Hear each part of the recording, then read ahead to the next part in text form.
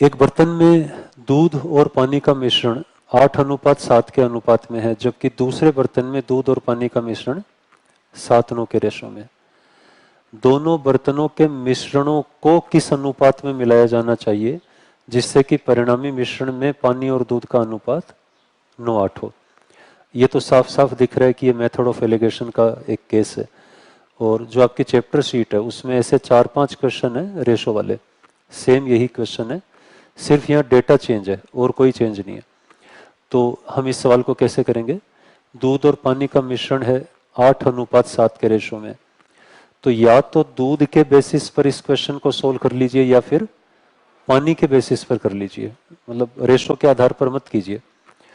पहले बर्तन में आप लोग मुझे बताएं, जैसे 2 बर्तन मैंने ले लिए ए और बी।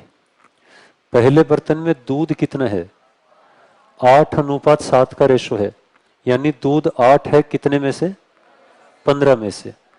तो यहां पर दूध हुआ 8/15। और बी बर्तन में दूध कितना हुआ? 7/16। इन दोनों बर्तनों को किस रेशो में मिलाएं कि जो नया मिश्रण बनेगा उसमें दूध, पानी और दूध का रेशो 9:8 हो जाए। देखो इन्हें चालाकी से पानी पहले लिख दिया, दूध बाद में लिख दिया। तो हमें तो दूध के बेसिस पर करना है क्वेश्चन, तो दूध कितना है? 8 कितने में से? 17 में से। और मेथड ऑफ एलिगेशन, हाँ जी बोलिए। ऊपर वाले क्वेश्चन में इंग्लिश में क्या दिया हुआ है? मिल्क एंड वाटर दिया है। हाँ तो अब देखना पड़ेगा, अपने को नहीं पता कि कौन सा सही है कौन सा गलत है। यहाँ मिल्क, देखो आप जैसे क्वेश्चन यहाँ पूछते हो ना, जिस तरह से आप भेज देते हो बस वो यहाँ पर टाइप कर दिया जाता है। अब बाइलिंगुअल है तो बाइलिंगुअल है, या जरूर बाइलिंगुअल ही रहा होगा, क्योंकि अगर यहाँ हिंदी में कन्वर्ट किया जाता तो फिर मिल्क वाटर है तो हिंदी में भी मिल्क वाटर ही आता। ठीक है ना, तो वो हो सकता है, अब देखना पड़ेगा, हिट एंड ट्रायल सिचुएशन है, अब देखना पड़ेगा वो सही है कि ये सही है। एक बार जैसा अपन क्वेश्चन चल रहे हैं उसको सोल्व कर लेते हैं। तो यहाँ पानी और दूध का रेशो जो है 9:8 है, तो यहाँ दूध कितना हुआ? 8 कितने में से? 17 में से। आप तो कॉन्सेप्ट समझिए, कॉन्सेप्ट क्या है, ठीक है ना, यहाँ प्रॉब्लम ये है ही नहीं, और ये सवाल भी मुश्किल नहीं है। यहाँ मुश्किल आपके लिए क्या है? मैंने आपको क्या बताया था, मेथड ऑफ एलिगेशन लगाना हो तो क्या करना होता है? जब भी फ्रैक्शन बने तो इन फ्रैक्शन के डिनोमिनेटर का एलसीएम ले लीजिए और उस एलसीएम से सबको मल्टीप्लाई कर दीजिए। ठीक है ना। अब बताओ जरा 15, 16 और 17 का एलसीएम क्या होगा? ये प्रॉब्लमेटिक सिचुएशन है। यदि को प्राइम नंबर आपके सामने हो, जैसे 15, 16, 17 ये को प्राइम नंबर है, तो इनका एलसीएम बहुत सिंपल होता है, और एलसीएम होता है सिंपली इनका गुणा। मतलब ज्यादा दिमाग नहीं लगा, आप 15, 16, 17 को गुणा में लिख दो, ये एलसीएम आ गया। तो मैं क्या करूंगा, एलसीएम है 15 गुणा 16 गुणा 17, उसको यहां मल्टीप्लीकेशन में रख दूंगा। तो जब गुणा में रखूंगा तब क्या होगा, ध्यान दीजिएगा। जब मैं 15 गुणा 16 गुणा 17 यहां गुणा में रखूंगा, यहां लिख देता हूं एक बार साइड में, मैं सबको मल्टीप्लाई करूंगा 15, 16 और 17 से।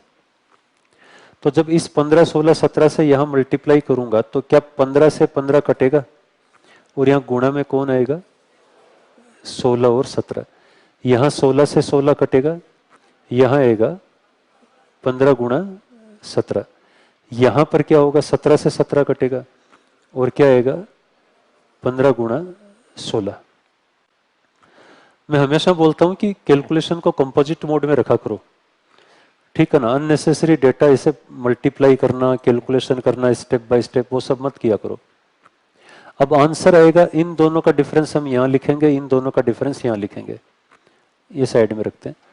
इन दोनों का जब मैं डिफरेंस लूंगा तो 16 गुणा 8, 16 गुणा 8 कॉमन आएगा कि नहीं?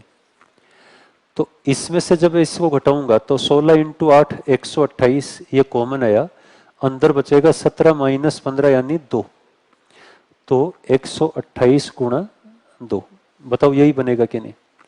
इसके आगे मैं इस सवाल को हल नहीं करूंगा, मैं सीधे आंसर करूंगा ए ऑप्शन। इतनी सी कैलकुलेशन का ये सवाल है। मैं क्यों नहीं करूंगा इसके बाद ये सवाल?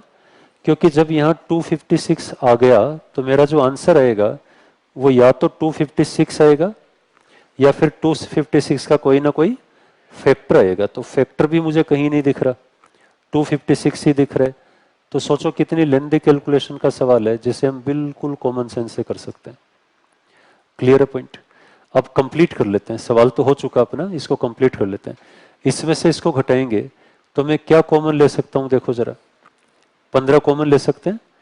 ये बनेगा 119, ये बनेगा 16 अट्ठे 128, 128 119 का डिफरेंस आएगा 9, और वो 15 गुणा 9 इस तरफ क्या आ जाएगा 135। तो ये आप फाइनली आपका आंसर आ जाएगा, ये लिख लीजिएगा।